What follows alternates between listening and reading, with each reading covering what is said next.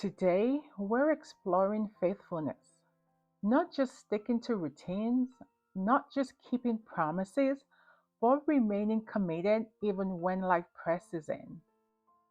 The other day, I almost skipped a call with a friend I had promised to encourage.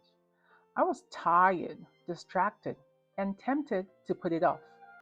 Thinking about Galatians 5, fruitfulness is a fruit of the Spirit, a steady, reliable reflection of God's character.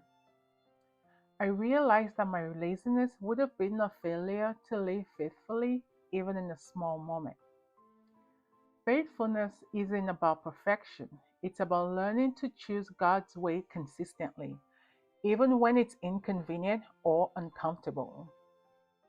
Today, we'll explore what faithfulness really looks like, why it matters for our hearts, and practical ways to grow it this week.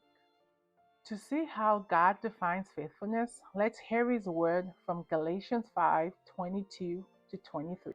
For the Holy Spirit produces this kind of fruit in our lives: love, joy, peace, patience, kindness, goodness, faithfulness, gentleness, and self control. There is no law against these things. Now that we've seen faithfulness listed as a fruit of the Spirit, let's reframe what it really means and why it often feels challenging in everyday life. Faithfulness is listed alongside love, joy, peace, patience, and the other fruit of the Spirit. This shows that faithfulness is not optional, it's an essential fruit, cultivated by the Holy Spirit, shaping how we follow God and live out His character. Many think faithfulness is only about big commitments, for finishing a project, keeping a long term promise, or never failing. How about we take it a little deeper? Faithfulness can also be revealed in small daily choices, showing up even when it's inconvenient or tiring. Let's think about our week. Maybe we skipped praying, ignored a chance to encourage someone, or avoided a responsibility because it felt hard. Faithfulness shows up when we do the right thing anyway, even when our energy, mood, or circumstances push against it. Understanding faithfulness is one thing, but how do we actually cultivate it in our hearts? Let's explore practical, spirit led ways to grow faithfulness. 1. Abide in Jesus daily. We're called to abide in Jesus, and John 15:5 tells us that is one way to bear fruit. When we abide in Jesus daily, it allows the Holy Spirit to produce His fruit in us.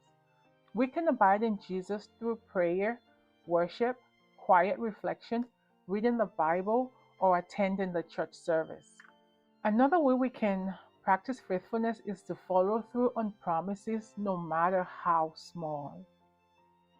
And yet another way we can practice faithfulness is to stay committed to others in relationship, even when it's inconvenient. Remember, over time, these small, faithful choices build a heart that's reliable, steady, and rooted in God.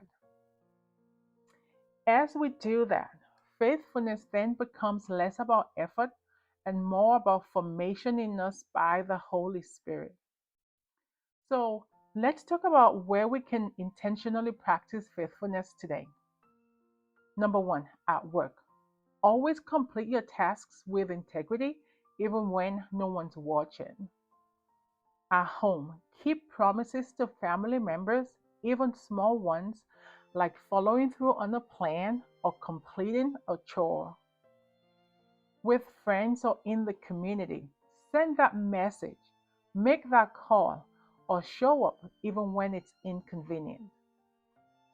Remember, faithfulness is often most visible in the small, consistent acts, not just the big, heroic ones.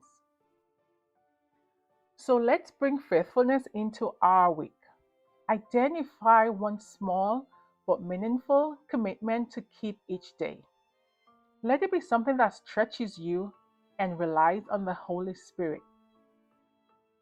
Now, as we do this, let's notice how practicing faithfulness shapes our hearts and impacts those around us. As we close, remember that repeated faithful choices form a natural disposition of faithfulness over time, especially when guided by the Holy Spirit.